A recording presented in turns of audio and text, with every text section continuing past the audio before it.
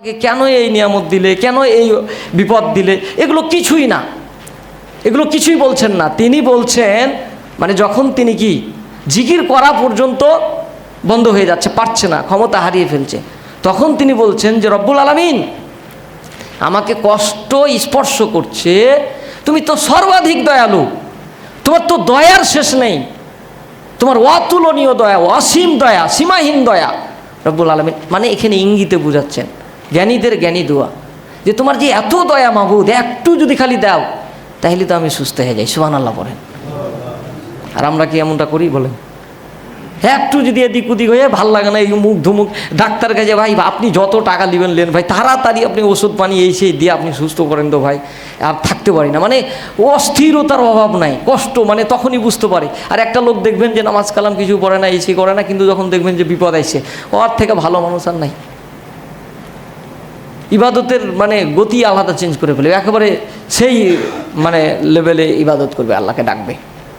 আবার অনেকেই বলবে যে আমাকে আল্লাহ সুস্থ রেখেছে, সুন্দর রেখেছে, আমার কোনো বিপদ আপদ কিছুই নাই, আল্লাহ আমাকে খুব ভালোবাসে, এ কথা বলে, কিন্তু ওনাকে আল্লাহ খুব ভালোবাসে, অথচ খোঁজলে দেখেন ওই একদিনও নামাজ পড়ে না, নামাজ নাই, রোজা নাই, হজ নাই, জাকাত নাই, জিকির নাই, তাসবিহ নাই, উনি বলছে আল্লাহ আমাকে খুব ভালোবাসে, মানে বিপদ নাই, যে ওইটা যে একটা পরীক্ষা ওকে আল্লাহ ওভাবে দিয়েছে, তো ওটা উনি বুঝতে চায় না। ভাইরা আমার, এই জন্য হযরত আইয়ুব আলাইহিস সালামের এই ঘটনাকে আমাদেরকে মনে রাখতে হবে। হযরত আইয়ুব আলাইহিস সালাম এইরকম কঠিন মুহূর্তেও তিনি রব্বুল আলামিনকে যখন এইরকমভাবে বললেন, মাবুদ গো আমাকে কষ্ট স্পর্শ করেছে, তোমার তো অনেক দয়া, এই কথা বলার সঙ্গে সঙ্গে মহান রব্বুল আলামিনের রহমতের দরিয়ায় জস্কি লেগে গেল। সাথে সাথে আল্লাহ তাআলা রব্বুল আলামিন হযরত আইয়ুব আলাইহিস সালামের দোয়াটাকে কবুল করে নিলেন। সুবহানাল্লাহ পড়েন। ভাইয়ের আমার, রব্বুল আলামিন দেখেন কত মহাব্বত করেন, কত ভালোবাসেন।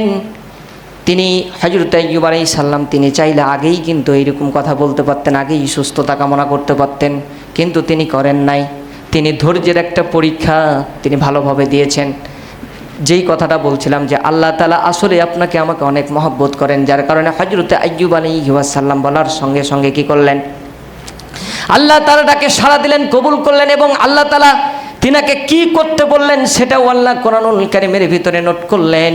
সেটা হচ্ছে সূরা 38 নম্বর সূরা সদের 42 নম্বর আয়াতে আল্লাহ তাআলা রব্বুল আলামিন নোট করলেন, উরকুদু বিরিজনিকা হাদা মুগতাসালুম বারিদু ওয়া শারাব। সুবহানাল্লাহ পড়েন। রব্বুল আলামিন হযরত আইয়ুব আলাইহিস সালামকে বললেন, হে আইয়ুব তুমি তোমার পা দ্বারা মাটিতে আঘাত করো।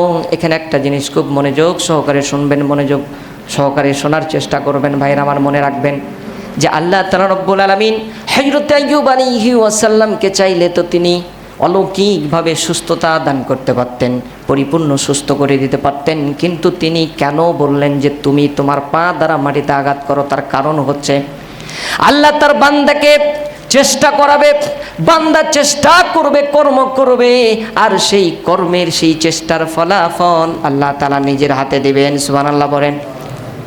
আমরা এখন মানুষ কি করি, এই হযরত আইয়ুব আলাইহিস সালামের এই ঘটনাটাকে আমাদেরকে শিক্ষা নিতে হবে। এই ঘটনা থেকেই আমরা কিছু মানুষ আছি, আমরা সব কিছু কিন্তু আল্লাহর উপর ছেড়ে দিই, যে যা করবে যা হবে আল্লাহই ভালো জানে, আমি কিছু করব না, কিছু করব না, কিছু হব না। আপনি অসুস্থ হয়েছেন, আপনি জিকির আজকার তাসবিহ তাহলিল ঠিকই করছেন, দোয়া করছেন, দাওয়াই যদি গ্রহণ না করেন আপনার সুস্থতা আসবে না। আল্লাহ বলছে তুই দাওয়াই গ্রহণ কর। কোথায় এই রোগের চিকিৎসা কে করে তার খোঁজ নে, তার কাছে যা, সে কি ওষুধ দিচ্ছে কে, সে কি দাওয়াই দিচ্ছে, সে দাওয়াইটা নাও, নেওয়ার পরে তুমি দোয়া করো আর সেবন করো। দোয়া এবং দাওয়ার সমন্বয়ে আমি আল্লাহ তাআলা রব্বুল আলামিন তোমাকে কি করব, সুস্থতা দান করব। সুবহানাল্লাহ পড়েন। তো ভাইরা আমার, হযরত আইয়ুব আলাইহিস সালামকে পা দিয়ে আঘাত করার কারণই হচ্ছে এটা, বান্দা কর্ম করবে, চেষ্টা করবে, ফলাফল আল্লাহ দিবেন। হযরত আইয়ুব আলাইহিস সালাম যে ঘটনা বলছিলাম, যে তিনি আল্লাহর হুকুম পাওয়ার সাথে সাথে তিনি কি করলেন, পা দিয়ে মাটিতে আঘাত করলেন। আঘাত করার সঙ্গে সঙ্গে একটা শীতল ঠান্ডা পানির ঝর্ণা বের হয়ে গেল। সুবহানাল্লাহ বলেন। সেই পানিতে রব্বুল আলামিন গোসল করতে বললেন, সেই পানি পান করতে বললেন। কেন পান করতে বললেন? ওই পানি পান করার সাথে সাথে ভিতরের যত অভ্যন্তরীণ যত রোগবালা রয়েছে সমস্ত রোগবালা দূর হয়ে যাবে। সুবহানাল্লাহ পড়েন। আর গোসল করতে এই জন্য বললেন, গোসল করার সঙ্গে সঙ্গে বাইরের যে রোগবালা রয়েছে সেগুলো আল্লাহ তাআলা রব্বুল আলামিন কি করবেন? পরিষ্কার করে দিবেন। ভাইরা আমার, হযরত আইয়ুব আলাইহিস সালাম আল্লাহর কথা অনুযায়ী তিনি কি করলেন? সেই পানি পান করলেন, গোসল করলেন। আল্লাহ তাআলা রব্বুল আলামিন তাকে সুস্থতার নিয়ামত দান করলেন, সুস্থ করে দিলেন। শুধু সুস্থ নয়, আগের তুলনায় তাকে অনেক স্ট্রং বানিয়ে দিলেন এবং তাকে সুদর্শনী বানিয়ে দিলেন।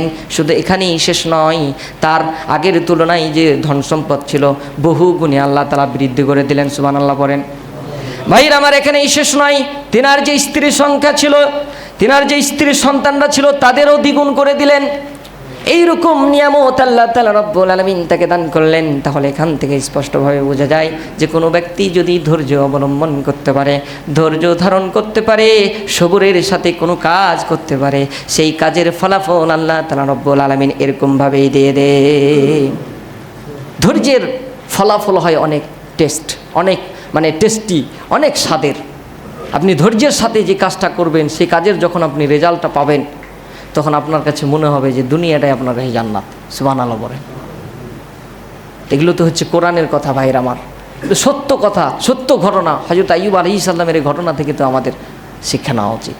আমরা যেই কাজটা করি না কেন সেটা খালি তাড়াহুড়া করে দেখা যায়। তাড়াহুড়া করলেই অ্যাক্সিডেন্ট। আপনি যেটাই করেন তাড়াহুড়া করবেন মানেই আপনি অ্যাক্সিডেন্ট হবেন।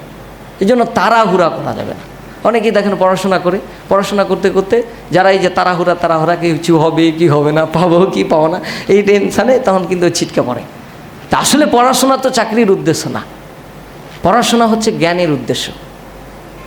অনেক পরিবার আছে পড়াশোনা করাতে চাইবে না, 50 টাকা যদি চাই ভর্তি ফি ও দিবে না, যা পড়াশোনা করে কী মানে এরকম আছে। কিন্তু আপনি হয়তো মনে করছেন যে নাই, ও 50 টাকা দিবে না, যে এমনি যদি লেয় তো যা, দরকার নাই।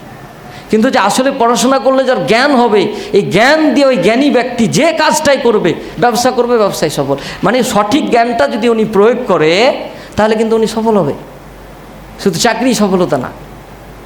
হযরতে সুলাইমান আলাইহিস সালামকে একটু অন্যদিকে যদিও যাচ্ছে আলোচনা, হযরতে সুলাইমান আলাইহিস সালামকে আল্লাহ বলছেন যে আমার প্রিয় বন্ধু, হে সুলাইমান, তোমাকে আমি দুটা অপশন বলবো, দুটার ভিতরে একটা নিতে হবে। দুটা অপশন হচ্ছে কি, যে হয় জ্ঞান আর না হয় রাজত্ব। তো তুমি রাজত্ব নিবা না তুমি জ্ঞান নিবা? তো হযরত সুলাইমান আলাইহিস সালাম তিনি একটু ভাবলেন, ভাবার পরে তিনি উত্তর দিচ্ছেন, ইয়া রাব্বুল আলামিন, তুমি আমাকে ওই জ্ঞান দান করো। সুবহানাল্লাহ পড়েন। আমি তোমার কাছে জ্ঞান চাই। তখন আল্লাহ তাআলা রব্বুল আলামিন খুশি হয়ে বললেন যে সুলাইমান, তুমি জ্ঞান কেন চাইলে, এটা চাওয়ার কারণ কি? তো সুলাইমান আলাইহিস সালাম তখন উত্তর দিচ্ছেন, ইয়া রাব্বুল আলামিন, আমি যে রাজত্ব নিব, এই রাজত্ব আমার যদি জ্ঞানই না থাকে, আমি ক্ষমতা নিব, অনেক অঢেল সম্পত্তি আমি নিব, তা আমার যদি জ্ঞানই না থাকে তো আমি এই সম্পত্তি, এই ক্ষমতা তো আমি ধরে রাখতে পারবো না। আর তুমি যদি আমাকে জ্ঞান দাও, এই জ্ঞান প্রয়োগ করে আমি পাহাড় গড়ে ফেলবো। সুবহানাল্লাহ পড়ে। সম্পদের পাহাড়, ক্ষমতার পাহাড় আমি করতে পারবো ইনশাল্লাহ। তো এই হচ্ছে জ্ঞান। আপনি এমনি সাধারণত খেয়াল করে দেখেন যে একটা জ্ঞানী ছেলে আর একটা মূর্খ ছেলে, তার চালচলন, তার লাইফ স্টাইল, তার ফ্যামিলি স্টাইল দেখেন আর তার দেখেন। যদি জ্ঞানটা সঠিকভাবে প্রয়োগ করে তাহলে ওর সব কিছু হবে আলাদা, সব কিছু আলাদা, আপনাকে আলাদা করতেই হবে। তো যে কথাটা বলছিলাম যে ধৈর্যের সাথেই এই জ্ঞানটা অর্জন হয়, ধৈর্যের সাথেই পড়াশোনাটা করতে হয়, ধৈর্যের সাথেই আপনি যেই কাজটাই করবেন ধৈর্যের সাথেই যদি করেন, এর রেজাল্ট, এর ফলাফল কি হবে? অনেক ভালো হবে। তাহলে আজকে আমরা আলোচনাতে জানলাম, বুঝলাম যে প্রকৃত মুমিন হওয়ার জন্য যে 5 নম্বর গুণ, সেটা হচ্ছে কি? আল্লাহর ওপর পরিপূর্ণ আস্থা রাখা, আর কি? বিপদে ধৈর্য অবলম্বন করা। আল্লাহ তুমি আমাদের সকলকেই বিপদে ধৈর্য ধারণ যাতে আমরা করতে পারি, তোমার ওপর পরিপূর্ণ আস্থা রাখতে পারি, তুমি তৌফিক দান করো। সবাই বলি আমিন। আল্লাহ তুমি আমাদেরকে সুস্থ রাখো, সুন্দর রাখো, ইমানের সাথে রাখো, টেনশন মুক্ত জীবন তুমি আমাদেরকে দান করো। আমাদের যে ব্যবসা কাজকর্ম আমরা যে করছি এগুলোতে আমাদের বরকত দাও। যে যে উদ্দেশ্যে আগাচ্ছে মাবুদ, তুমি সকলের সেই উদ্দেশ্যকে তুমি পূরণ করে নাও। সকলে পড়ি আমিন। এ বলেই আমি আমার সংক্ষিপ্ত আলোচনার সমাপ্তি ঘটাচ্ছি। সুবহানাকা আল্লাহুম্মা ওয়া বিহামদিকা আশহাদু আল্লা ইলাহা ইল্লা আনতা আস্তাগফিরুকা ওয়া আতুবু ইলাইক। সম্মানিত উপস্থিতি, একটা কথা বলবো যে একটু আমরা কিন্তু ওই মানে স্লোলি